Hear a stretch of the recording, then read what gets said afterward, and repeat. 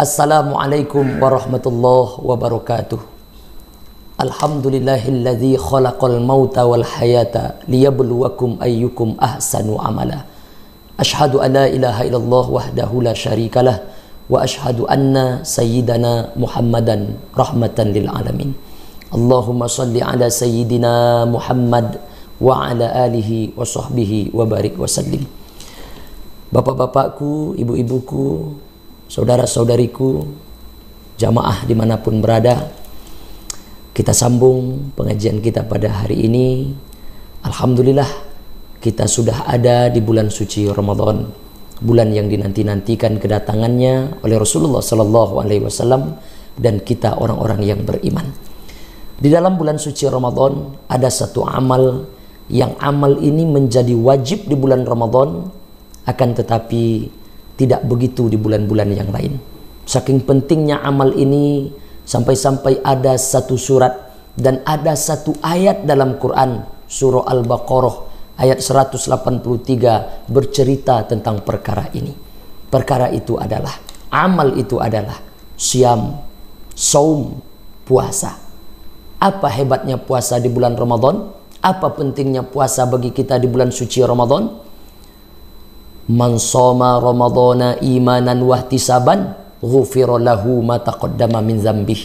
Siapa orang yang berpuasa di bulan suci Ramadan dengan penuh keimanan kepada Allah, wahtisaban, semata-mata hanya mengharapkan balasan dari Allah saja, ghufira lahu ma taqaddama min dzambih, maka diampunkan Allah segala dosa yang pernah dia buat. Saking pentingnya puasa Ramadan, jamaah dimanapun berada, kalau ada orang mati, kata Nabi, man mata, siapa yang mati meninggalkan hutang puasa Ramadan, maka ahli warisnya wajib untuk membayarkannya. Inilah bedanya dengan sholat.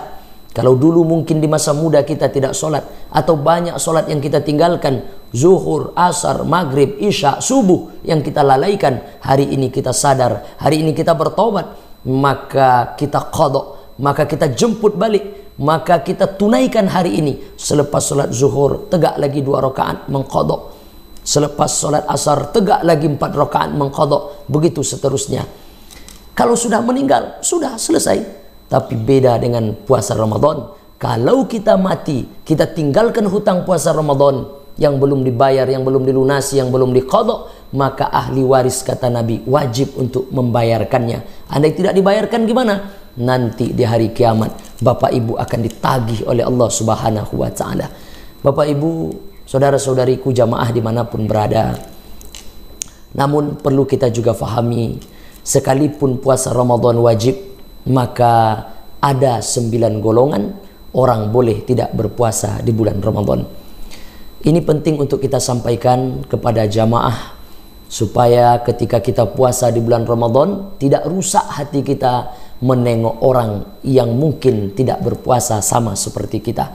Jangan ketika menengok orang makan, ketika menengok orang minum, langsung hati kita ngedumel, kata orang, langsung kita mencaci maki orang, padahal kita sedang berpuasa. Maka ada orang yang berpuasa rusak pahala kebaikan puasanya karena hatinya ngedumel, karena mulutnya mencaci maki menengok pemandangan orang yang tidak puasa di bulan Ramadan. Maka perlu disampaikan pada kesempatan yang mulia ini, ada 9 golongan orang boleh tidak puasa di bulan suci Ramadan. Andai nanti kita masuk satu dari yang 9 ini, boleh tidak berpuasa. Tapi kalau kita tidak ada satupun dari yang 9, maka wajib bagi kita untuk berpuasa di bulan suci Ramadan. Mana yang 9 golongan yang dibolehkan oleh Allah, yang dibolehkan oleh Rasulullah? Maknanya tidak berdosa kalau mereka tidak berpuasa. Namun ingat, tetap mereka ada masanya nanti mengqadha, ada masanya nanti membayarkan fidyah. Nah, 9 golongan orang boleh tak puasa bulan Ramadan itu adalah, yang pertama, anak kecil. Anak kecil boleh tidak berpuasa di bulan Ramadan. Akan tetapi kalau anak sudah berumur 7 tahun, macam sholat. Kalau anakmu umur 7 tahun, ajak sholat, kata Nabi. Umur 10 tahun masih dia nggak mau sholat, maka boleh berikan punishment, boleh berikan hukuman, atau dalam bahasa hadis, pukul, untuk memberikan efek jera padanya. Tapi jangan pukul bagian-bagian yang akan membuat dia cacat, atau bagian-bagian yang akan membuat dia cedera. Nah, umur 7 anak latih berpuasa.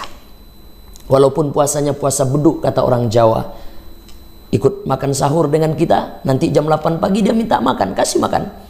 Nanti ikut lagi makan sahur, jam 9 pagi dia minta makan, alhamdulillah naik 1 jam. Begitulah agak-agaknya melatih anak kecil berpuasa. Anak kecil memang tidak wajib berpuasa. Yang kedua, boleh tidak berpuasa di bulan Ramadan orang gila. Orang gila boleh tidak puasa di bulan Ramadan. Maka jangan kita terlalu remeh dengan orang gila. Kenapa? Diangkat pena dari 3 golongan kata Rasulullah. Makna pena diangkat, tidak ada catatan apapun bagi mereka, free, bebas hidupnya. Siapa itu?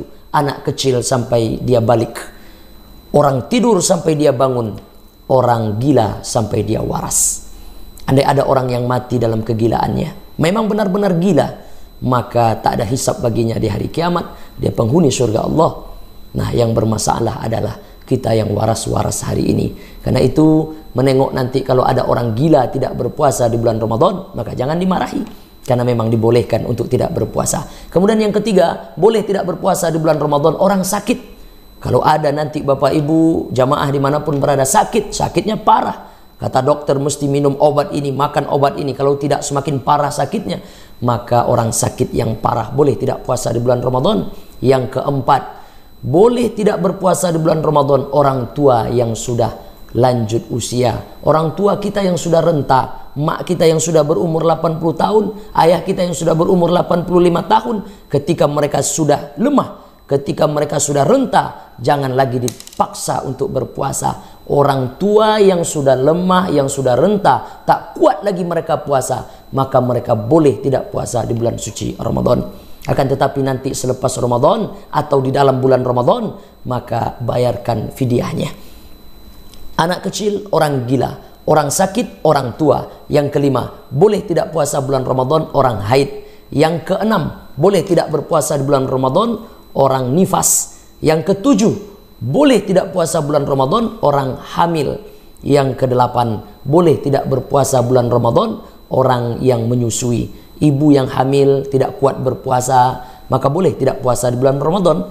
Orang yang menyusui, ibu-ibu yang menyusukan anak, tidak kuat dia, karena ada sebahagian ibu-ibu kalau dia tidak makan, dia tidak minum, maka kurang air susunya, maka anak mesti diberikan haknya.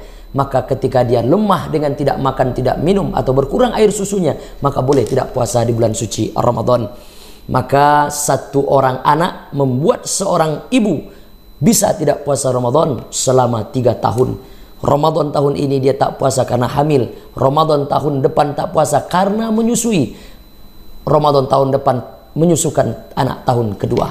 Nah Bapak Ibu jamaah dimanapun berada, yang terakhir, boleh tidak berpuasa di bulan Ramadan orang yang bepergian jauh. Nama sifatnya safar, nama orangnya musafir. Andai tak kuat berpuasa, maka boleh tidak berpuasa. Akan tetapi ingat, di bulan-bulan yang lain, luangkan waktu untuk menggantinya. Itulah 9 golongan orang boleh tidak puasa di bulan Ramadan. Andai masuk kita dalam yang 9 ini, boleh tidak berpuasa. Andai tidak ada dalam yang 9, wajib untuk berpuasa. Anak kecil, orang gila, orang sakit, orang tua, orang haid, orang nifas, orang hamil, orang menyusui, orang yang bepergian jauh. Mudah-mudahan tausiah singkat ini membawa manfaat bagi kita, sehingga Ramadan tahun ini menjadi Ramadan yang berkualitas dalam hidup kita. Demikian yang dapat disampaikan. Mohon maaf kalau ada salah dan silap atau yang kurang pada tempatnya. Akhirul kalam, billahi taufiq wal hidayah. Wassalamualaikum warahmatullahi wabarakatuh.